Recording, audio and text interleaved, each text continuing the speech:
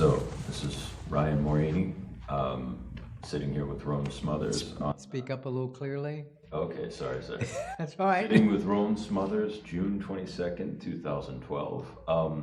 Could you state your full name and spell it for me? Roane, D is the middle name, last name is Smothers.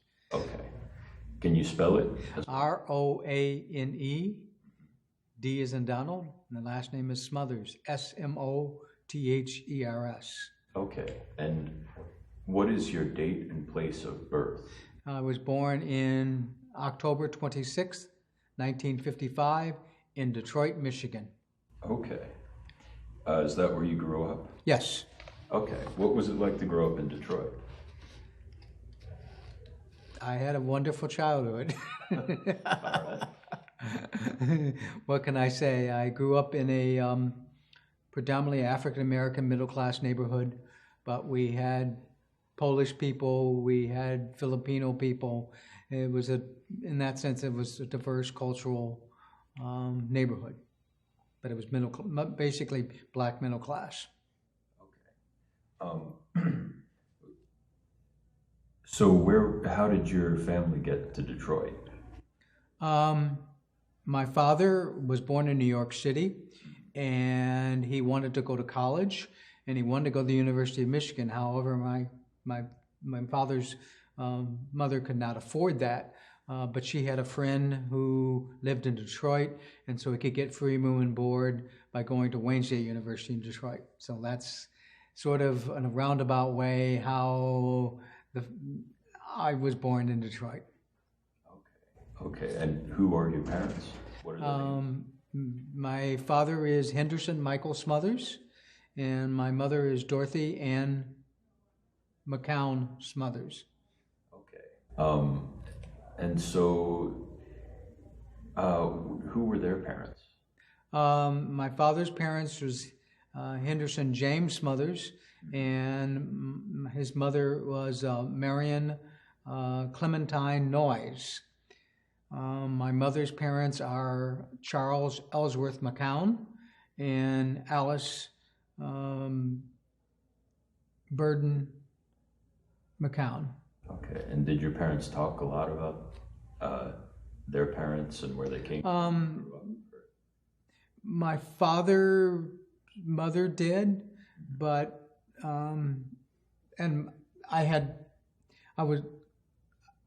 I used to go down to where my grandparents lived. My mother's family lived in Richmond, Indiana. So we'd go down there and visit a lot, or they'd come up to Detroit. So I knew my grandparents. I was, in fact, very blessed because my father's mother divorced Mr. Henderson Smothers when my father was like 4 years old. So I actually had 3 sets of grandparents, one in New York City, one in Richmond, Indiana, and grandparents in Detroit, Michigan.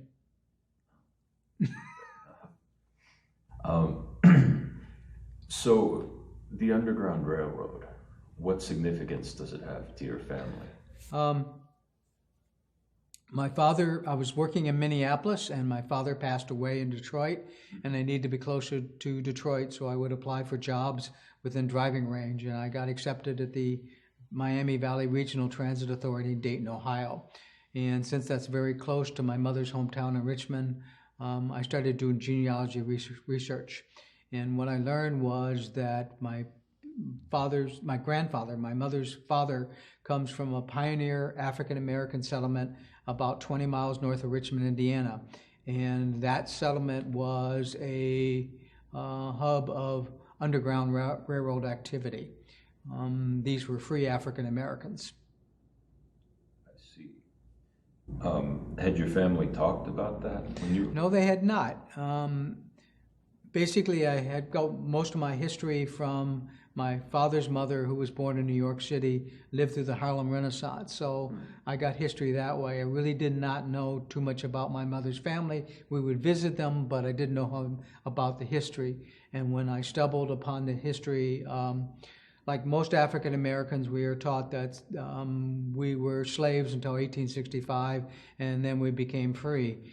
But my grandfather used to take me up to, it's called Longtown now, which is the pioneer settlement, and I saw graves of my ancestor dated before the Civil War, so something didn't click. But he didn't tell you much about that? No, he did not. And so what I started to do was research the family ancestry. That was the first thing I did. And I am a mixed heritage. Both my parents are black and the grandparents are black, but obviously I do not look African American. And in researching my mother's ancestry in the local historical museum in Greenville, Ohio, I found a family history, and it talked about the McCown family.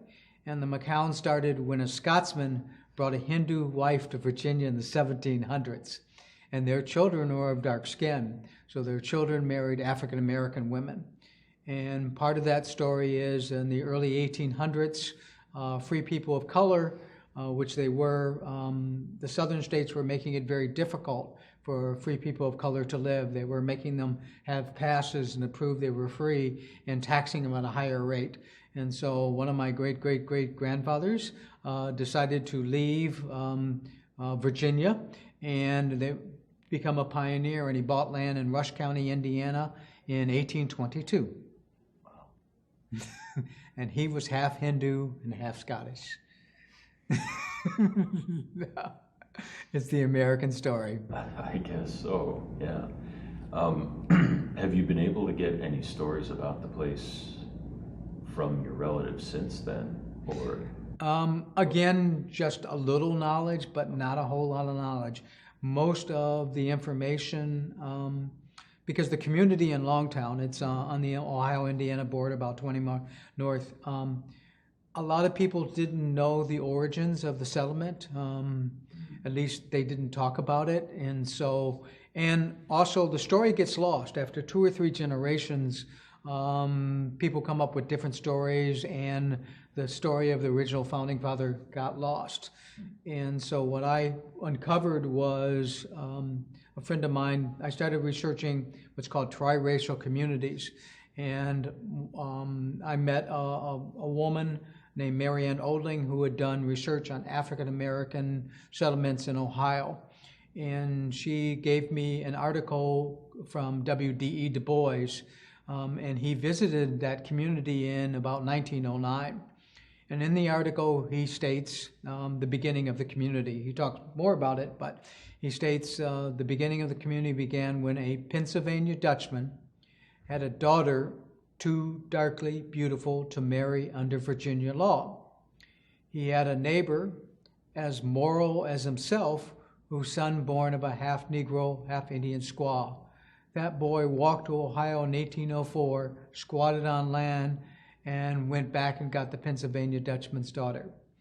And so I started putting the pieces together from the Du Bois article. One of the things that in the history books, it said that James Clemens was the founding father of the settlement, and he came from Rockingham County, Virginia, and that his wife was named Sophia Sellers. James Clemens, when he bought the land in 1818, he listed Warren County as the residence where he bought the land. Also, there was a second man who settled on the Indiana side of the border called Thornton Alexander. And in his biography in History of Randolph County, Indiana, it says that Thornton Alexander was brought by a gentleman named Abraham Sellers, who had freed him. So I started making connections, and I went down to Warren County, Ohio to find out James Clemens. I could not find James Clemens, but what I found was the Sellers family. And the Sellers family has a history that their great-great-grandfather had a plantation in Rockingham County, Virginia. He was Pennsylvania Dutch or German. He decides at the age of 72 to free his slaves, takes them overland to Warren County, where his son and nephew live, and then takes them up to Darke County, Ohio, and frees them. So there we have a corresponding white ancestry, and then we have the Du Bois article talking about the Pennsylvania Dutchman who had a daughter too darkly beautiful. Again, his name was Sellers, and James Clemens, the founding father of the settlement, his wife's name was Sophia Sellers. So we believe, or I believe, that that is the Adam Sellers' daughter, that he had a daughter with a slave, and he decided to free his daughter and take the rest of the family and free them in Darke County, Ohio. So what was the relationship between Longtown and the Underground Railroad? This was a free settlement of African Americans, so anybody escaping, they would be helping them.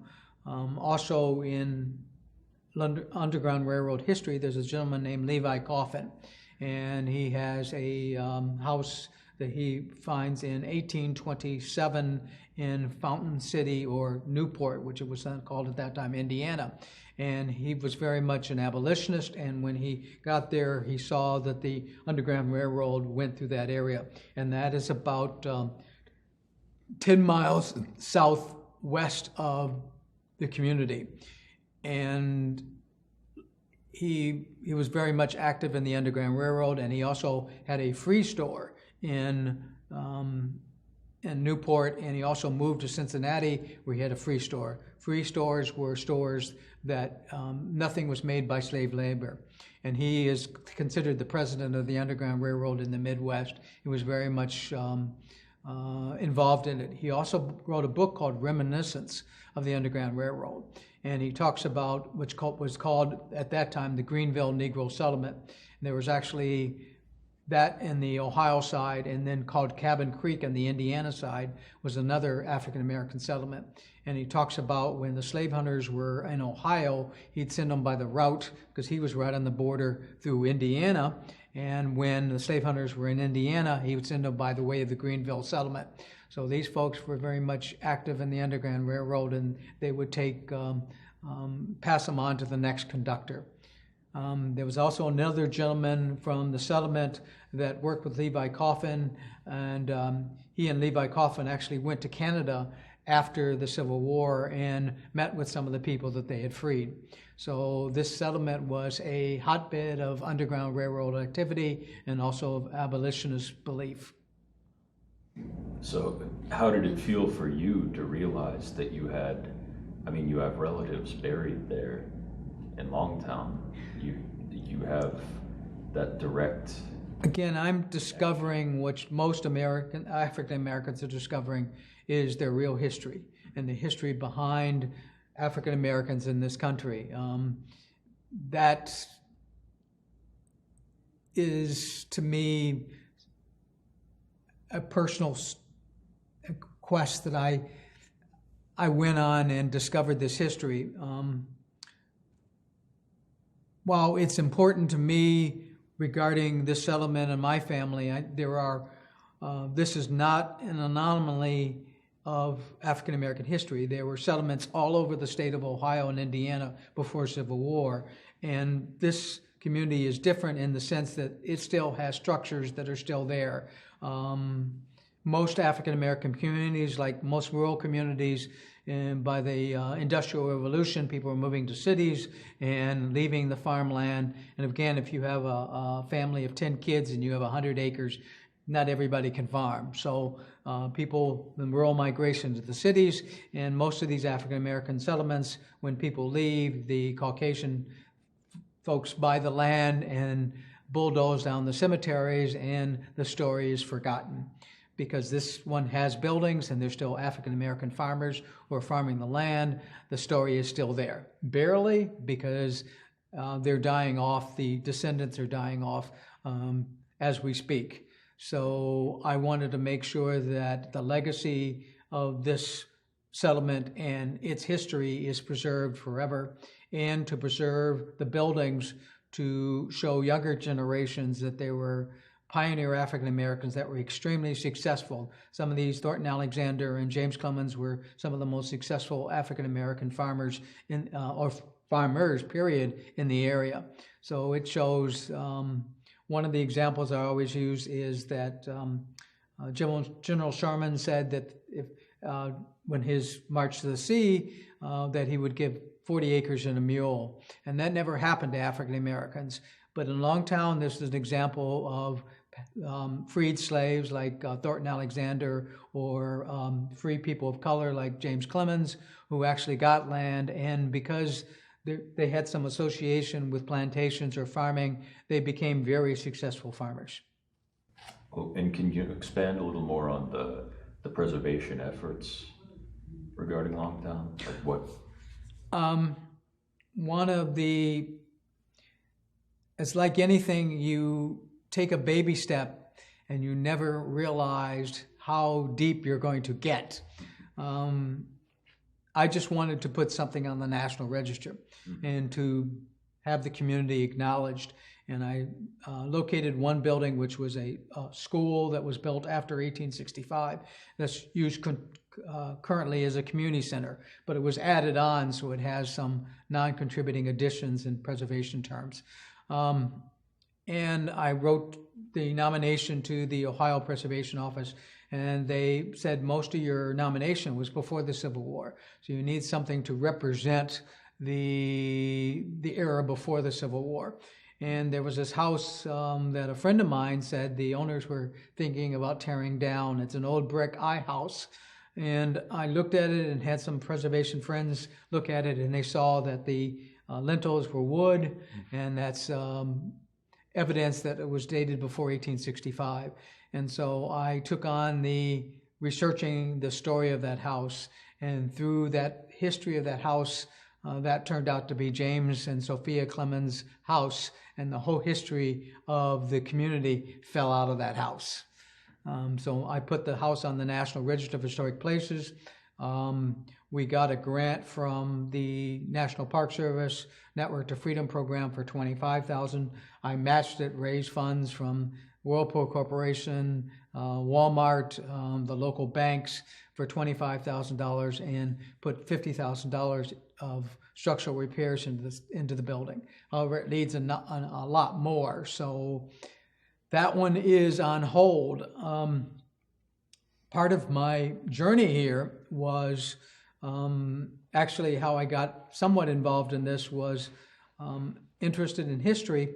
One of my great aunts in Richmond, Indiana, said, you need to meet this African American historian, and this is the early 90s. And she took me over to his house, and he told me about the Union Literary Institute. And he said there are some white people in Randolph County that are trying to save it, but we need African representation because if we don't tell the story, they will tell the story through their eyes. And so I joined the Union Literary Institute Preservation Society. That is what I found is that school is a jewel. The organization has been trying for 20 years to acquire the building. We finally did a couple of years ago.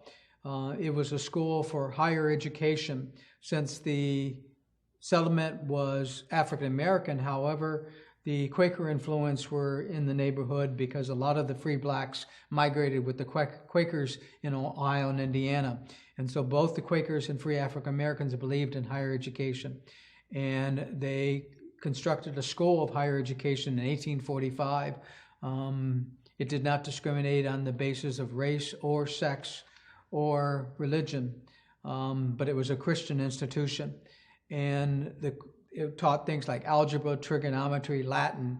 It was a boarding school or manual labor school, so the students had to work on a farm. The community donated land. The Quaker farmers and the African American farmers donated the land for the building and the acres that the students would work, produce crops, and those crops would help support the school and pay their tuition.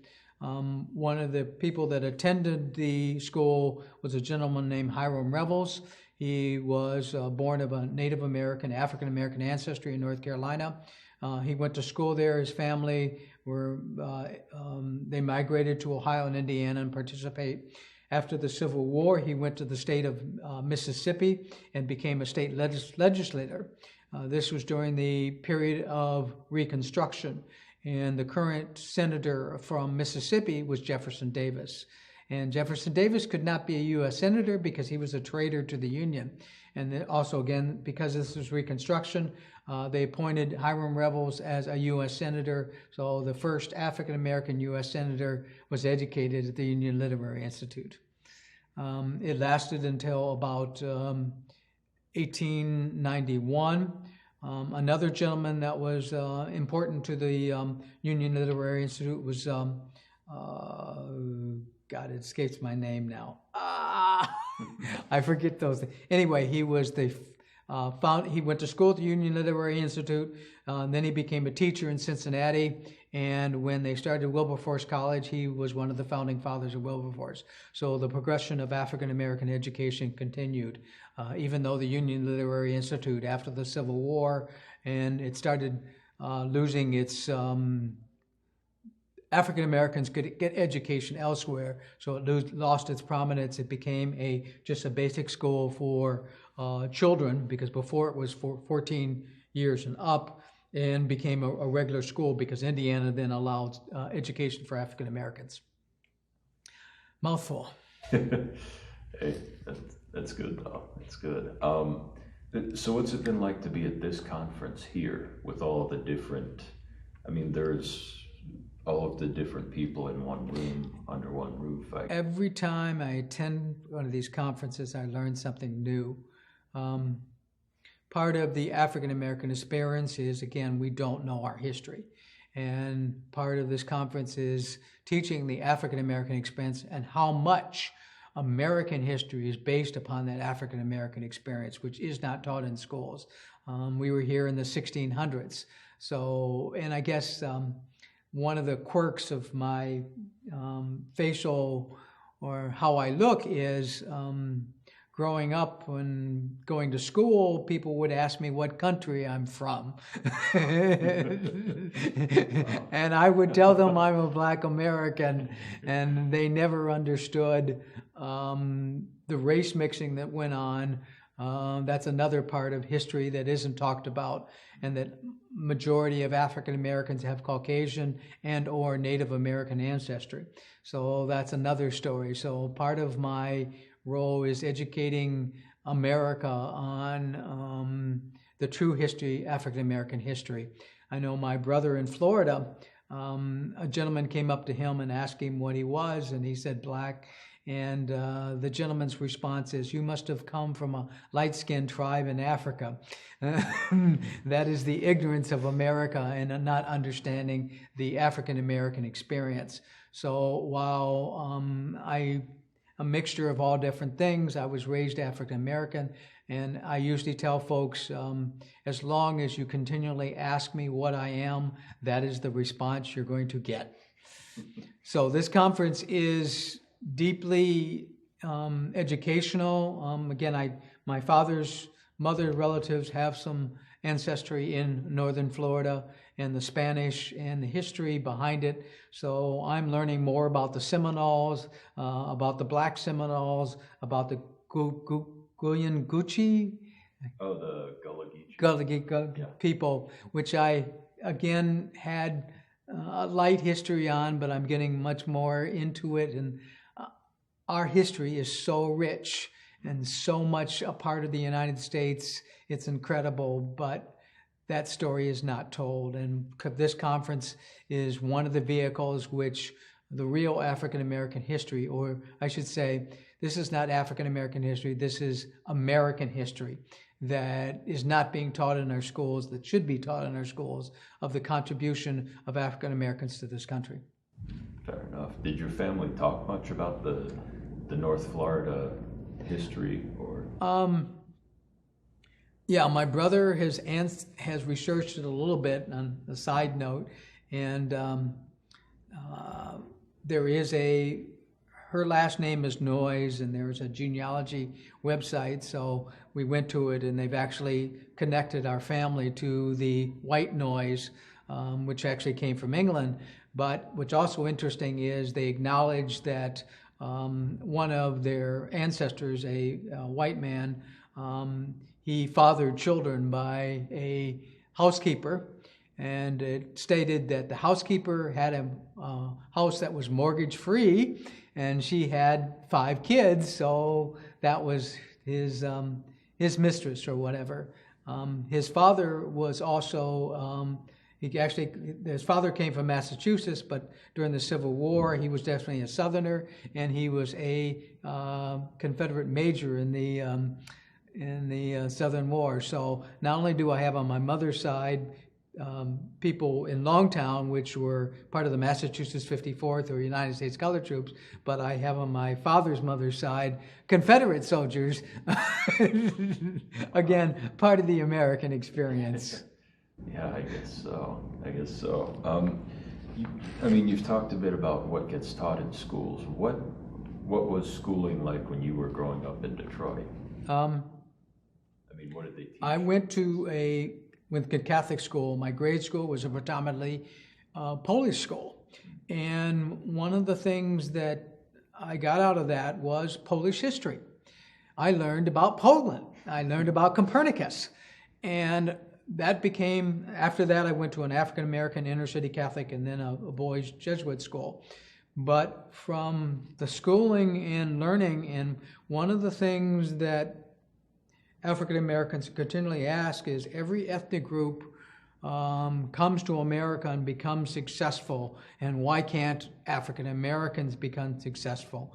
And my answer to that is, again, I learned Polish history. So every ethnic group that comes to the United States, they come willingly, and they know where their ancestry comes from. It may not mean anything to them, but they know their ancestry, they know their people accomplished something, and they can go back to that history. They know the culture. African Americans particularly were wiped clean. Native Americans also, of their culture and their history, and then were fed garbage that they were worthless and their culture was worthless and they were not valuable people. And so that is something that continues on today in African American society, is a belief of self-worth and self-value. And again, I think that comes from as other immigrants have come over to the United States, they work hard and they achieve the American dream, but they bring their family, they support their family, they become successful. African Americans have a tendency to not support their family, and again, their own belief in themselves, and so you have an obstacle of folks believing in themselves. I guess that comes to another part of my family history. My grandmother from New York, when my father went to Detroit, she met a gentleman in Detroit who owned an African-American hotel in Detroit, and she married him. And it was one of the premier African-American hotels in the city of Detroit. And when stars like Duke Ellington and Ella Fitzgerald, Sammy Davis came to Detroit, of course, they could not stay at white hotels, so they stayed at this hotel. Why I bring up this example is that that was a black businessman. And before integration, black businesses were very successful because the community, that's all they had to choose from, and they supported their African-American businesses. I was reading a book on the history of the hotel, and something I really didn't know about. And what I found out is that in the 1960s, when integration came, the Deltas, who usually had their convention at the hotel, decided to go to the Hilton Hotel.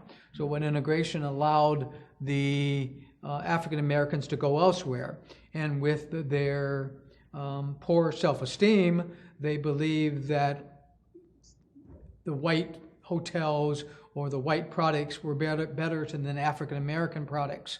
And so integration killed African American businesses because they went to they were allowed into, before they were shopping at black stores. Now they can go into the white department stores. And so the African American businesses died, and that what supported the community were those African American businesses. So again, it's a self-esteem, a self-belief in yourself and your culture. But if you lack that knowledge of yourself or where you came from, or the term, if you don't know where you're going, if you don't know where you came from, is very much true. And I think every immigrant group in the United States has known where their people come from and the history of their people. But African Americans, we were taught Africa is a dark continent, it's an ignorant continent, and so we tended to believe that. Fair enough. That's so. What was the community life like at that time when you were growing up? In Detroit? Yeah. That was the town of the Motown sound. That was, there was a lot of pride in the African American music, and in fact, that was the time African Americans were starting to control power in Detroit. And in fact, my father was a product of that under the Coleman Young administration.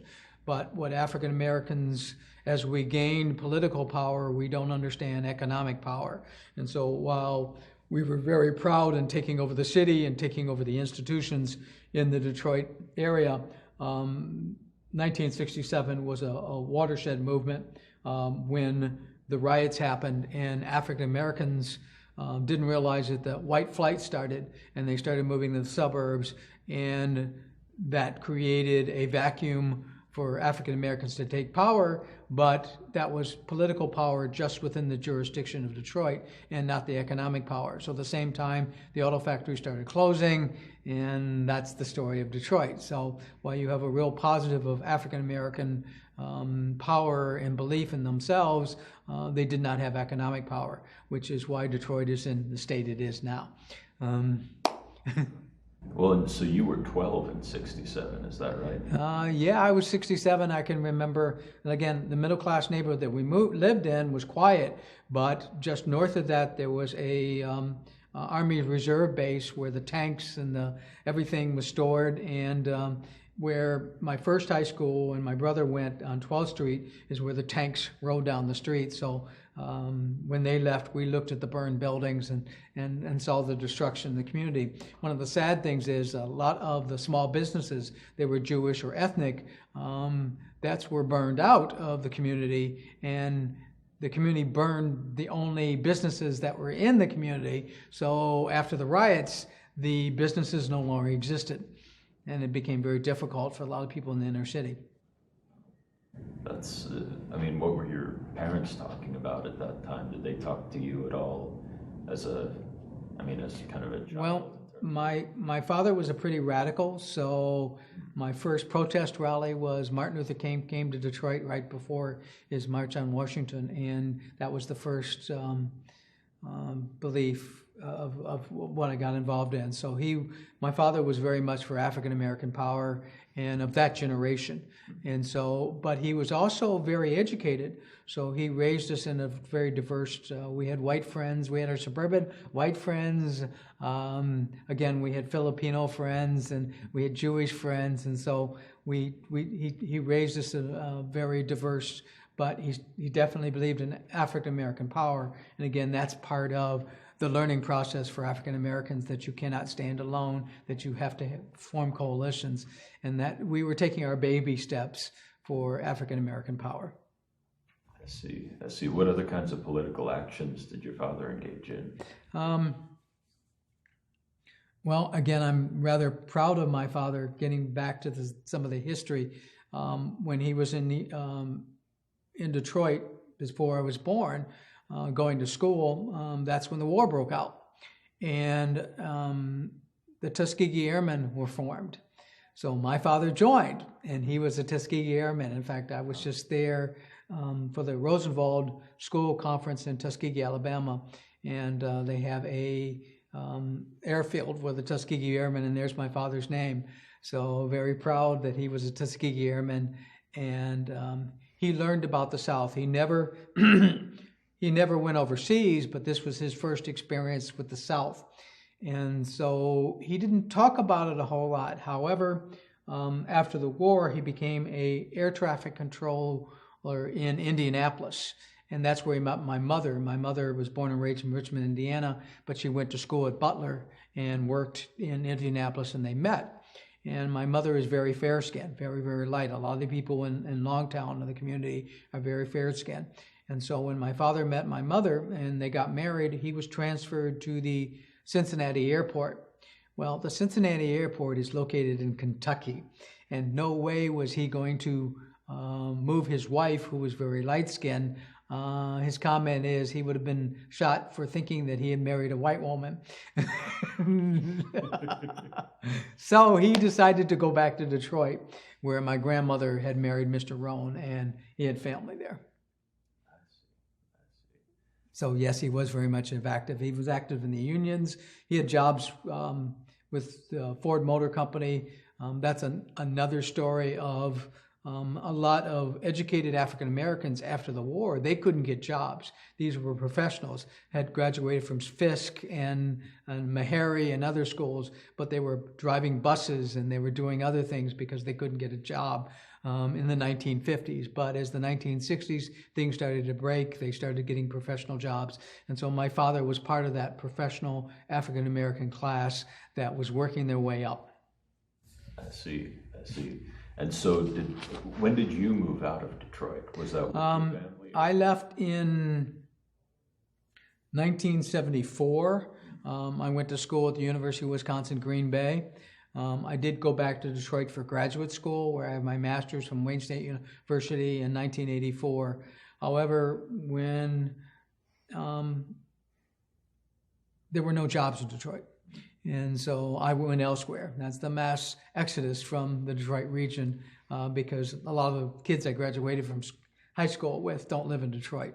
So I went elsewhere, in Minneapolis, St. Paul is where I knew some friends that I had worked before. So I went there and got a job as a regional transit planner there, working for it's called the Regional Transit Board, which actually was killed, but eventually produced light rail transit in the Twin Cities. And did your family stay in Detroit? After my father died, that's when we started Exodus. I lived in Dayton, Ohio, and then my brother, Detroit was getting rougher and rougher, and he wanted out. And so he took a job. He's an MD. He took a job in Indiana, and we couldn't leave my mother there, so I moved my mother to Dayton, Ohio. My grandmother stayed there for a while, but she eventually got too old, and she moved to Kansas City with her daughter. Sorry. Okay. And you said you had a grandmother who lived in New York during the Harlem Renaissance. Yes. Did she talk much about that? Very much so. Again, that's where I got the influence of African American history, was from her talking about the Harlem Renaissance, talking that Bilbo Jangles Robinson taught my aunt how to tap dance, and that Mercer Ellington was a friend of my brother's, and I guess they were very much connected into the African American social scene in Harlem. In fact, one of the books that talks about my father it's called Sugar Hill in New York. I'm going to have to research a little bit more, but these were middle class African Americans, and my grandmother and my father were very much involved in that sort of middle class African American experience. So she brought her belief in herself, her belief in her people. So he decorated her house in African motif. She had African statues. Her and my grandfather used to go to Africa, and she'd bring back African, and she had pictures of huts and African huts and all sorts of stuff in her house. And my grandfather did a land deal in one of the countries in Africa, and so we met Africans. So as a child, I did not meet what the media portrays as Africans, but I met real Africans who were in African dress, and they wore regular clothes, and I was introduced to, so again, the myth of what Africa was about was somewhat dispelled by my upbringing, and my grandmother wanted to make sure that I had that belief and that understanding. She was very much a belief in African American power, coming up in the Harlem Renaissance and knowing the history of what happened in the Harlem Renaissance. She had a very much sense of pride. In fact, her great grandfather was white in Florida, and she remembers talking to him. And as a little girl, she must have been about 7 years old or something, over the phone. And she tells me that she talked to him. She says, "You know I'm a nigger, aren't you?" So she was very proud of her ancestry. And that's what churned in me when I moved down to Dayton and learned about my mother's family, which I basically didn't know any history about, and then dug that up and said, wow, this is some pioneer African folks that came here. That blows my mind. But again, I had the impetus from my grandmother in New York, who went to Detroit, and the African American history in Detroit and New York. Yeah. Where did she travel in Africa? Do you know? Say that again. Where did your grandmother go to in Africa? Liberia, I do believe. Again, my grandfather invested some money in a rubber plantation. I think it died and lost his investment. He was a very smart man, but again, he made him bad investments also. So, they had traveled in Africa and saw some of the places. And again, because he invested, some of the folks from Liberia came over and visited us. And I remember having hammocks and hassocks and things of the African experience as a kid. Again, that was part of my upbringing. So having that influence of a diverse background, but also learning from my grandmother about Harlem Renaissance and what real Africans mean, I am very proud of my ancestors. So when people ask me what I am, this is what I tell them, because I'm very proud of my ancestor. Fair enough. How did your grandmother transmit this knowledge to you? She told me. Grandmothers are always telling stories, and she had just number of stories of her life and the people she was with and events that happened in her life. And so growing up with her, in fact, my cousins in Kansas City were a little jealous because when she moved there, she started losing her marbles, so she wasn't able to tell the stories that she had taught us.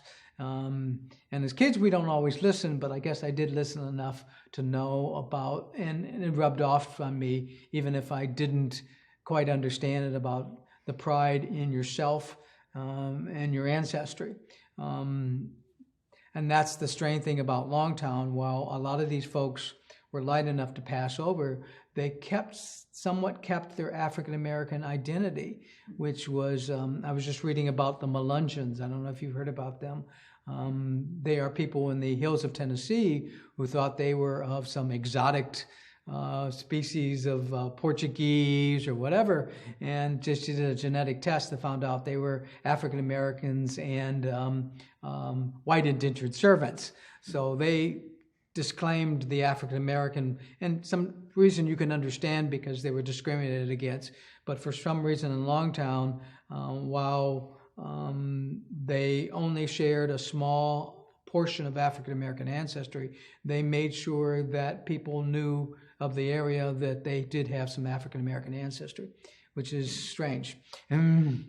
Because a lot of them could have passed over and become white. But part of the American history is if you come from a community, people know where your ancestors come from. So I always use the example of a cousin, my mother's first cousin. She was blonde hair and blue-eyed, and so she looked white. However, she got a job in Richmond, Indiana, and then somebody told the boss what side of the railroad tracks her family came from, and she was fired. So this is some of the discovery. Some of the people, I developed a new concept. If they left Richmond and say got a job in Dayton, they became white. And so they had a job as a white person, but they would come home to Richmond or to Longtown and go back to the African-American community. And I call that don't ask, don't tell. So as long as nobody asked them the question and they passed during the day. But if you really wanted to pass as white, then you would have to totally leave the community. And I have a great aunt who did that. So she married a gentleman in Peoria, Illinois, and married a white man. And she only allowed certain relatives to come and visit her. My cousin, who was blonde hair and blue-eyed, they allowed her to visit her in Peoria, Illinois, because they couldn't tell. So certain relatives did pass over the color line and became white. Or as in the Du Bois article I mentioned, he says that the women are committed to the community, but some of the men weren't. So they married white women outside the community, and then they moved to cities like Chicago and New York, and their children are growing up hating niggers. Well, fair enough. So you talked a little about the kind of, I guess, some of the structural and economic changes when after civil rights and integration and that sort of thing. What was it like personally to live through that period? I was pretty shielded because my family had money, and I equate that with white privilege. That's how when I talk to white males, particularly about white privilege, I was an African American who's privileged. I had the advantages that most African Americans didn't have, and I realized that.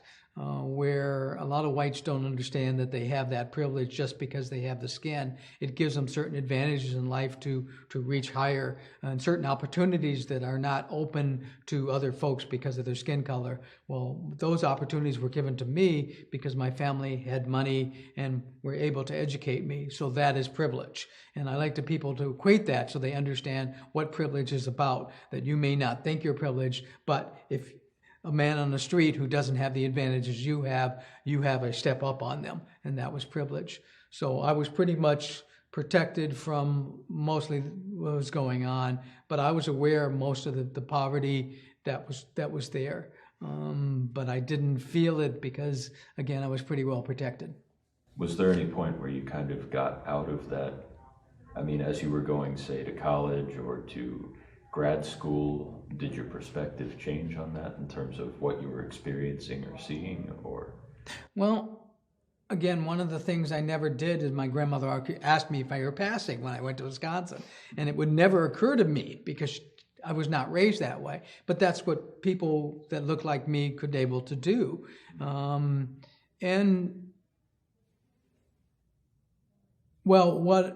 My father's generation was a generation who didn't trust white folks. He had friends and white people that helped him get what he did, but they were still somewhat suspicious. And that is the dialogue that needs to go on between white and blacks right now, because whites don't understand that blacks have a chip on their shoulder.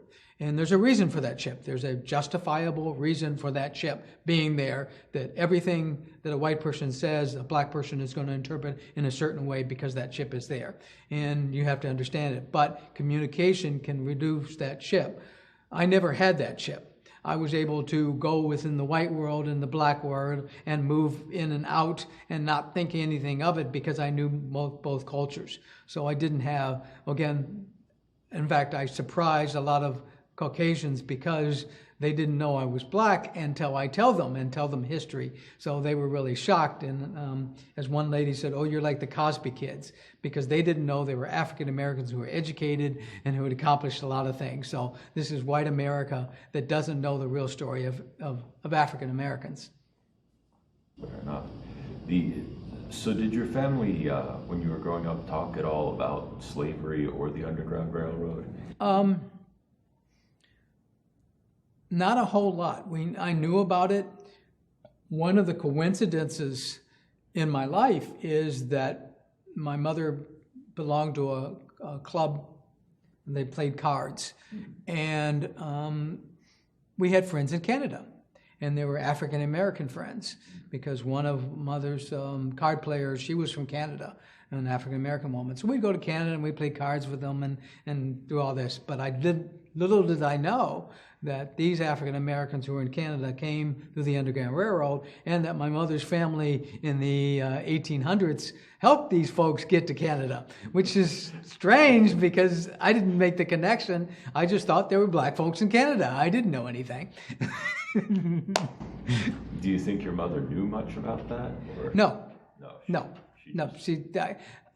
I maybe slightly, but again, they just knew they were blacks in Canada, and a friend of the family, again, his wife was from Canada, and they was a good friend of my father's, so that's the story we told. That's all I knew.